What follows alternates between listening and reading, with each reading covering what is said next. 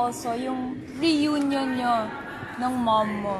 How is she now? How is your relationship with her? Ngayon, medyo okay naman na kami. Nag-uusap.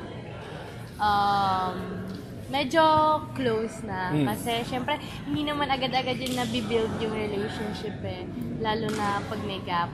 13 years? Yes po. And, medyo mas naging okay na ako ngayon kasi naalaman ko na kung ano yung reasons behind kung bakit na ako iniwan. And, ngayon, bumabawi naman sa akin. Yun yung good sides. Okay, naglaro ka sa V-League after ng NCAA season nyo. Naging teammate kayo. Yes. Sa Valley Pure. Pero may tanong na ako, Gretch. Sino mas magaling na libero? Si Eliza Eroa o si Denise Lazaro? Heartbreak. Hindi naman.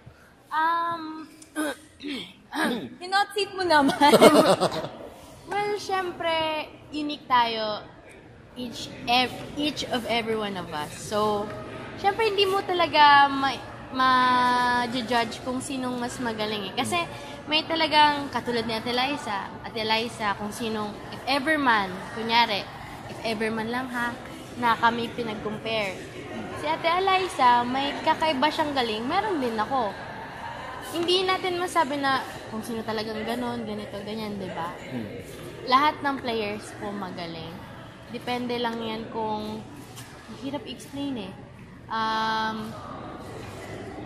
Kung saan, ano ba yan?